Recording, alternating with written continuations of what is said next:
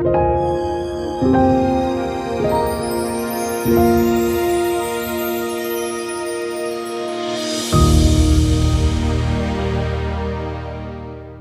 a blessing to be back at the Battle of the Frontal Lobe. Blessing to be with you all once again. And before we get started, let's have a word of prayer, shall we? Father in heaven, we're just so grateful to be here, to be a part of your cause, and to be able to share these truths.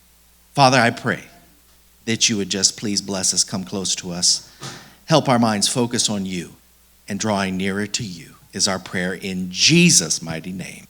Amen. Well, I want to take you all back to a very ancient land, the land of Babylon. And in Babylon this year, Daniel and his companions have been drugged to Babylon. They are there because the people of Israel refused to do the job in which God had called them to do, which was to take the gospel to the heathen nations. Now God is going to take them directly to heathen nations, and they are going to be challenged at every hand. In fact, Daniel and his friends are now under a death decree. King Nebuchadnezzar had a dream, and he dreamed a dream of a great image. And as he dreamt that dream, there were men that could not understand it. They couldn't tell the king what the dream meant. So they were going around telling them, you all are going to die if you can't explain this dream.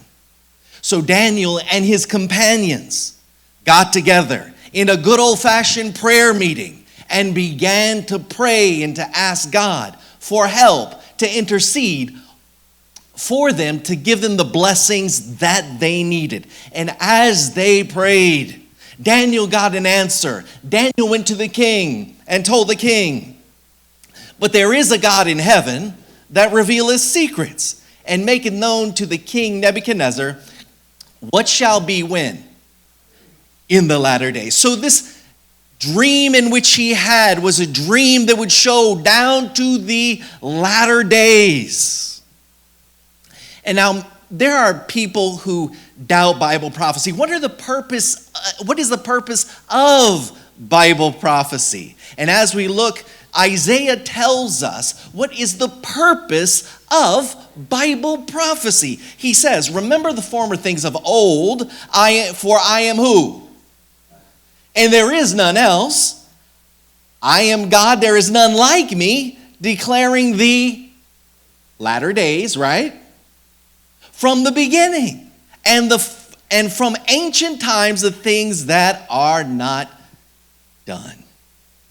You see, the true meaning of prophecy and the purpose of prophecy is to impress the hearers that the prophecy was given so long ago and it's making a fulfillment today. God must be true. But there are skeptics who come to the book of Daniel and say, well, the book of Daniel was written about the 2nd century BC. You know what makes that non-impressive? Because the 4 major kingdoms have just come through. And so you're rather telling history versus foretelling something that is going to come to pass. But there's a problem with that view. The problem is that Daniel said, I, Daniel, in the year of such and such, received a dream. You see, the textual evidence within inside the book says that Daniel was written at a very early date. In fact, we learn through looking at the Dead Sea Scrolls that Daniel was indeed a part of the canon well before the concept that a later date of Daniel be written. So we can take the Bible as true. It takes away from the power of God to say that Daniel was written late. Does that make sense? Everybody following that? So God is God. There is none like him, declaring the end from the beginning. Going back to Daniel in the courts of Babylon, telling King Nebuchadnezzar what has taken place. He says to the king, O king, you've had a dream, and this is the thing. You have seen a great image, a head of gold, chest and arms of silver, belly and thighs of brass, legs of iron, and feet of iron and clay. And he says, as you looked upon this image, you saw a great stone cut out without hands, and came and smite the image in the feet. And it ground up the image into dust, and the wind blew it away as a summer chaff. And then he says, and that stone grew into a great kingdom that filled the whole earth. And Nebuchadnezzar was in rapt attention. What does this mean? And so Daniel begins to break it down. In Daniel chapter 2, verse 37, he said, 38, he says, thou art this head of gold. Nebuchadnezzar and his kingdom were pronounced as that head of gold. In fact, the city of Babylon, according to Isaiah chapter 14, verse 4, Isaiah tells us that Babylon was known as the Golden City. It's very synonymous with Babylon. You remember the great walls that they had, beautiful golden architecture all throughout Babylon. Babylon was indeed that head of gold. The kingdom of Babylon spanned this area in which you can see here.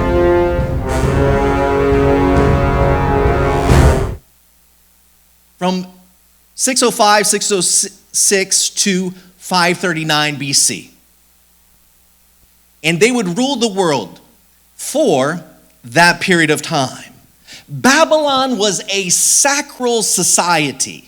In other words, the ruler was in charge of worship. In fact, many times the rulers were worshiped themselves.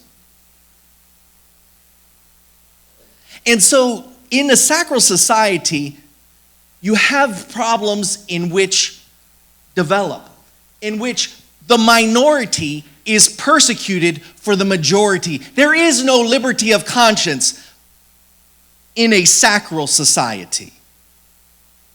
Because the king, ultimately, because of his power and his responsibility as virtually deity and his requirements upon himself, makes it impossible to have true liberty of conscience.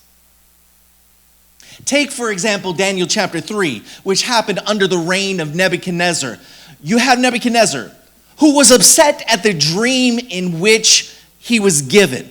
His kingdom was only the head. So Nebuchadnezzar thinks to change times and laws and redefines the image in which God gave, saying, my kingdom will be forever. But not only that, he called everybody to come to worship the image that he had set up. And 4 times the appeal was made with beautiful music. But there were some people who refused to listen to the king's commands. Why? Because it went against their conscience. You see, there were 3 Hebrews, Ananiah, Azariah, and Mishael, commonly known as Shadrach, Meshach, and Abednego. They refused to bow down. They even refused to make it look like they were complying. And that's the problem with sacral societies, is you have a veneer of appliance towards worship. And God does not require, or God does not desire a veneer of worship. He wants true, heartfelt worship. There is a reason why these 3 Hebrews refused to bow down. Because their conscience was educated in God's word. In Exodus chapter 20, verses 4 through 6, God wrote on tablets of stone with his own finger and said this, thou shalt not make unto thee any graven image, nor any likeness of anything that is in heaven above, or that is in the earth beneath, or that is in the water under the earth. Thou shalt not bow down thyself to them, nor serve them. For I, the Lord thy God, am a jealous God, visiting the iniquities of the fathers upon the children unto the third and fourth generation of them that hate me, and showing mercy unto thousands of them that love me and keep my commandments. Ananiah, Azariah, and Mishael could not bow down to those images because those images had nothing on the living God. Their conscience would not dictate worship. So they stood faithful. And when they stood faithful, there was a penalty for them exercising liberty of conscience. The king was furious and heated up the penalty. And as a result, before they received their punishment, this is the testimony of those young Hebrews that exercised their liberty of conscience. They said, "O Nebuchadnezzar, we are not careful to answer thee in this matter. If it be so, our God whom we serve is able to deliver us from the burning fiery furnace, and he delivereth us out of thine hand, O king. But if not, be it known unto thee, O king, that we will not serve thy gods, nor worship the golden image which thou hast set up." I like their tenacity and their boldness for proclaiming their faith. Their conscience was free before a living God, not tarnished before an idol of gold. So as a result, things got hot. They were thrown into the burning fiery furnace, and as the king was wringing his hands with excitement, this is what they get. He squinted, looked a little closer, and he saw that there were not 3 rebels in the furnace, but there were 4 in the furnace. And he acknowledged, and he said, "The 4th looks like unto the Son of God." When liberty of conscience is threatened, and when we make a stand for the Lord's side, be assured the Son of God is with us. If we take our stand, he is faithful. He has promised to be with us whithersoever we go. And he was indeed with Ananiah, Azariah, and Mishael. Now, you can imagine the king is just perplexed. His mind is blown. He doesn't understand what's happening around him. So, as a result, at the end of chapter 3, he does this. Remember, Babylon's sacral society.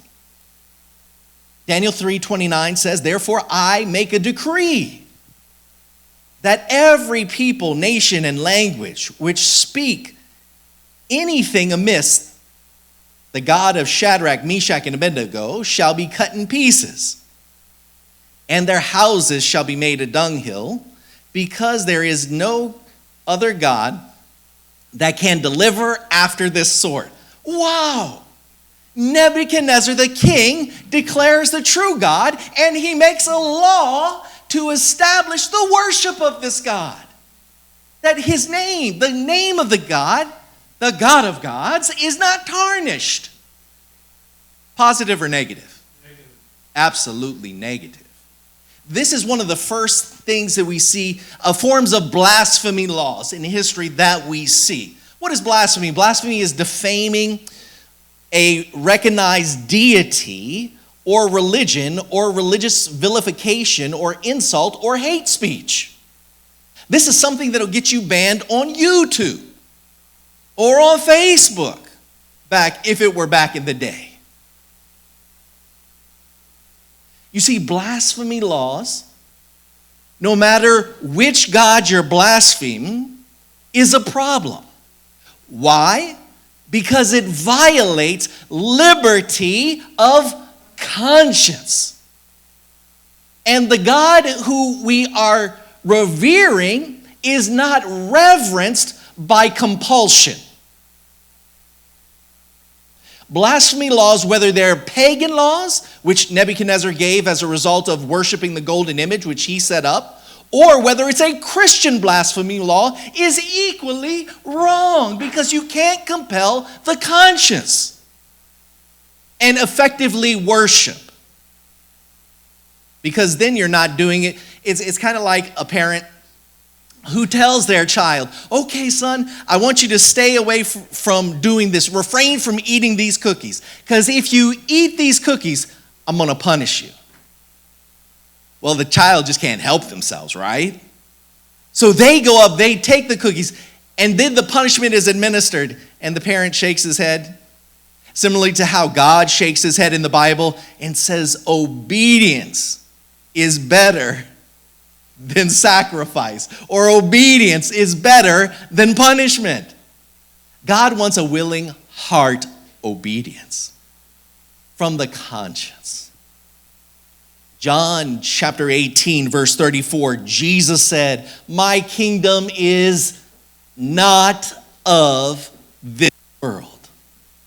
Jesus lays out this foundational principle as we look down through the centuries that his kingdom cannot be established in this world. Therefore, to erect laws that honor his kingdom on this earth is not appropriate. Not appropriate. Now, as we look back through the kingdoms, the critics say that the king at the time was Nebuchadnezzar's son. And Nebuchadnezzar's son was Nabonidus.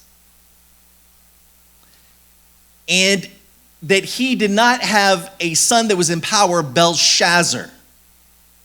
But we learn from cuneiform tablets that Belshazzar was indeed real. And he was alive at the time. And he was active, as the Bible says, in the affairs of Babylon as we enter chapter 5 of Daniel. There was a great party that took place in Daniel chapter 5. The king invited his court, and he invited his concubines and other ladies and had a party. And the point reached its crescendo when the king called for the vessels that they had taken out of the temple in Jerusalem and brought them and began to pour that unsavory beverage in those cups. As soon as they began to pour that wine into those sacred vessels, there was a hand that came and wrote on the wall, and it said, "Mene, mene, tekel, upharsin." What did that mean? The king was stunned. He didn't learn his lesson from chapter 2, in that his wise men weren't so wise. So, to tell him the dream or the interpretation, in chapter 5, it gets so bad that they're looking at it, they can see it, but still the wise men don't understand it. So, there was one who remembered that there was an ancient prophet from Israel that could interpret dreams. So he was called for. And Daniel explained the vision. This is the interpretation of the thing. Mene, God had numbered thy kingdom and finished it. Tekel, thou art weighed in the balances and found wanting. Peres, thy kingdom is divided and given to the Medes and who else? The Persians. And at that very hour, through the gates of the city, as the waters were diverted under the command of the kings of Persia and Media, they walked under the gates of the city and took the city captive. Babylon was finished in one night. And the prophecy was fulfilled.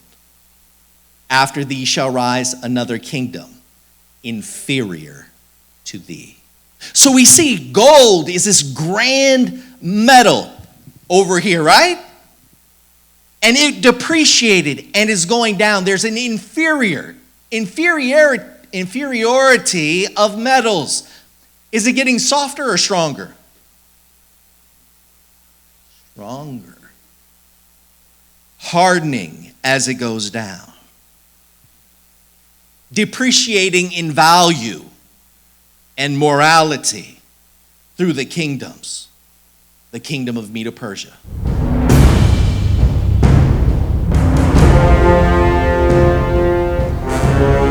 Medo-Persia would rule the world from 539 to 331 BC.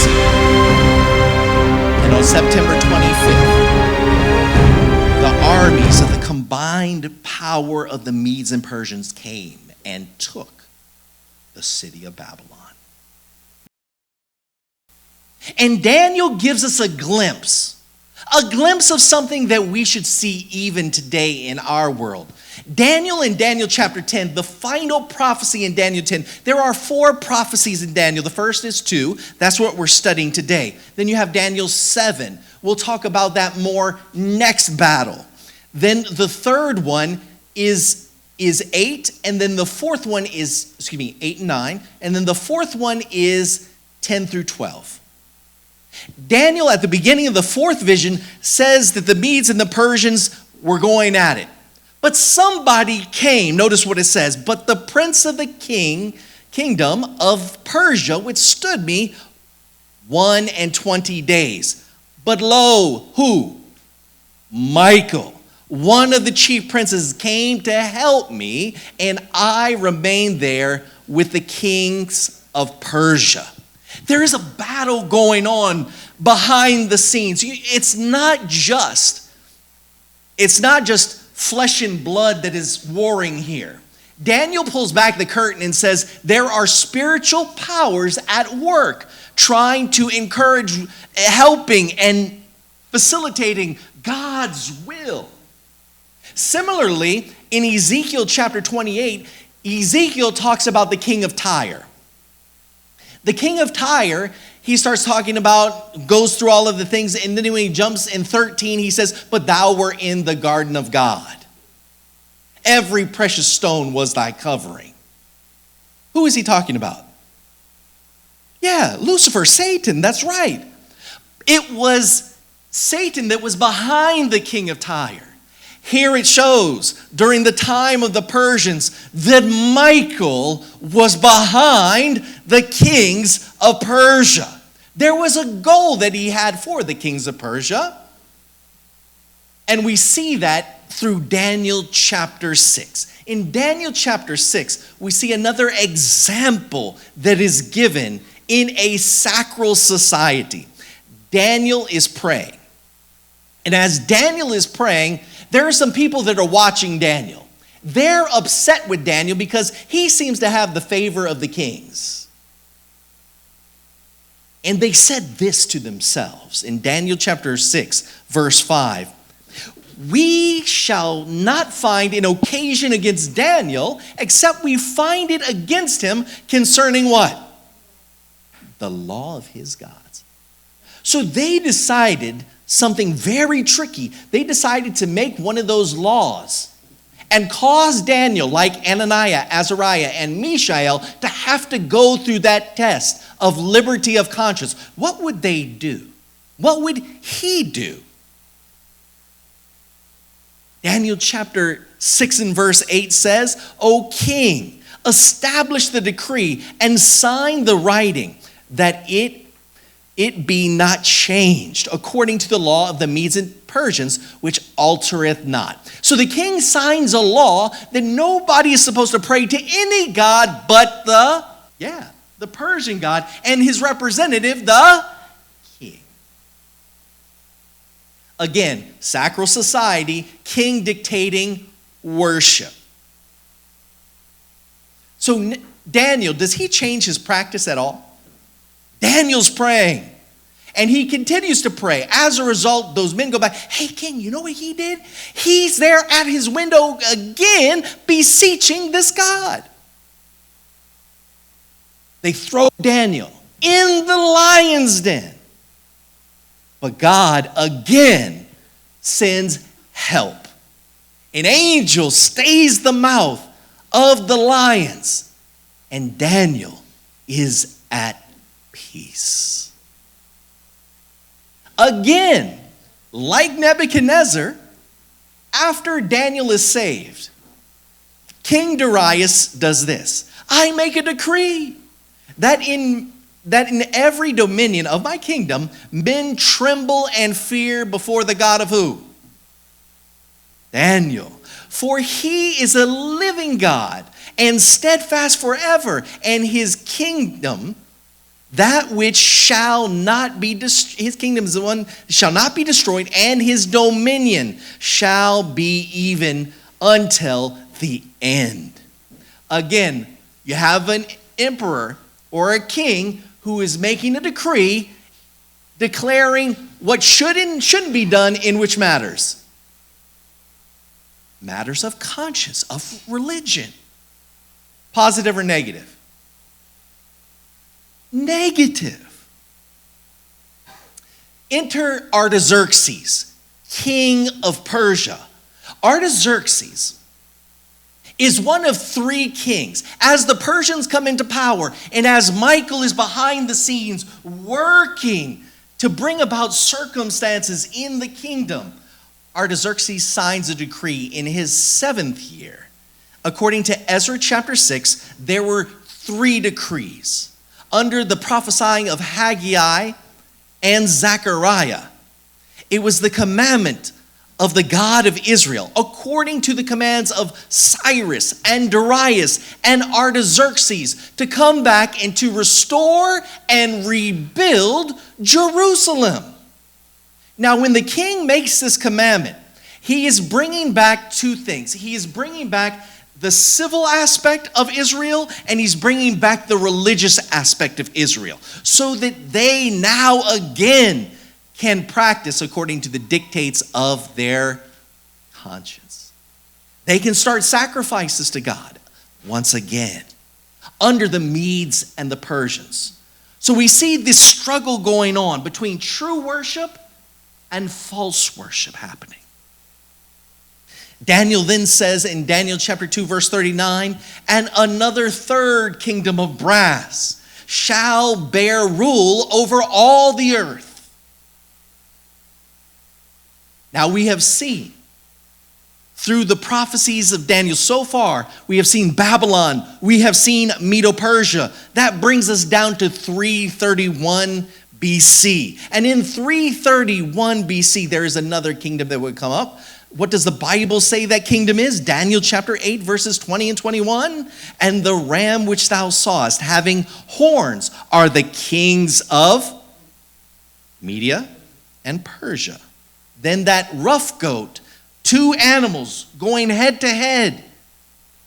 He says in verse 21, the rough goat is the king of Grecia, straight from the Bible. The first kingdom, Babylon from the Bible. The second kingdom, Medo-Persia from the Bible. The third kingdom, did I say third twice? The second kingdom, Medo-Persia. The third kingdom, Grecia. And he says that the first king was represented by a notable horn between the goat's eyes. That was Alexander, the first king of Grecia. And he would step into the role, and he had never lost a battle. By the way, you all know Alexander died young. Do you know why he died? What was the cause of his death? He drunk himself to death. Truly, the words of the wise man are true. Wine is a mocker, strong drink is raging, and whosoever drinks thereof is not wise. As Alexander came into prominence, he approached Jerusalem. And as he approached Jerusalem, the priests came out. They had an ancient scroll. Now, if they're coming out with a scroll to present to him, that means that scroll was available. It was there, not written in the 2nd century, but well before the 2nd century. An early manuscript of the book of Daniel was brought to Alexander. And as he looks at it, he sees his role, what we just read, Daniel chapter 8, verses 20 and 21, he sees his symbol in Bible prophecy and is respectful for the Jews and for the city and for their temple, and respects it and backs away from conquering the city as a result of seeing this prophecy. Josephus told us that. And this is the expanse of the battle of Gaugamela when Medo-Persia overcame Greece.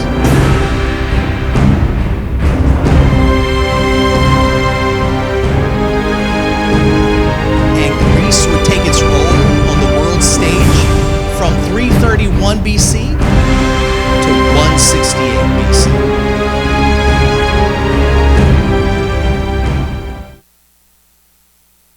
It's said of Alexander in Great Empires of Bible Prophecy, Alexander inherited all the ambitions of both his father Philip and his mother Olympus.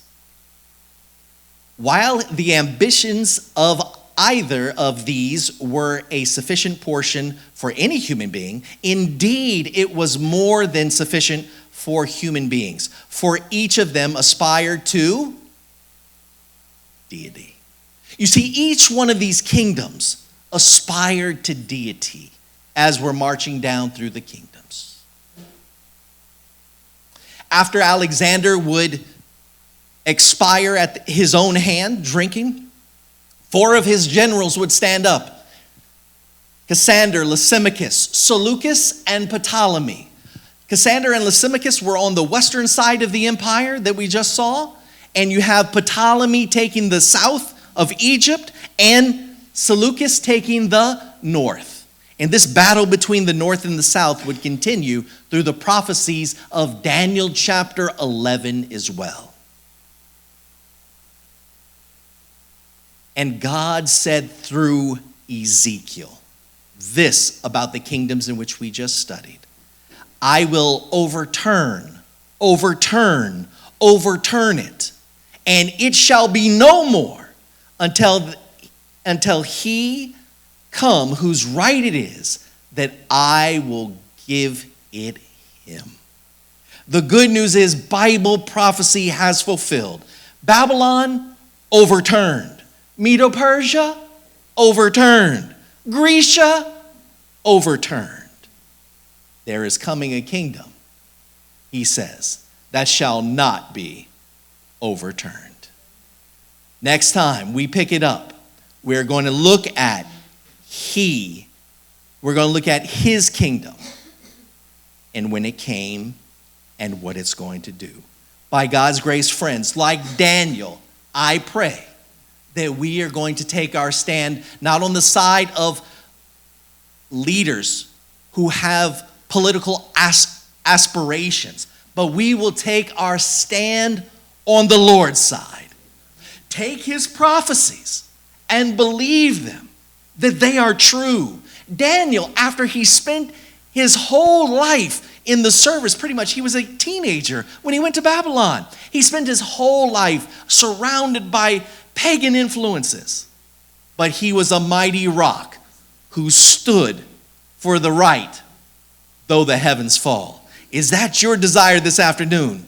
May God bless you to that end.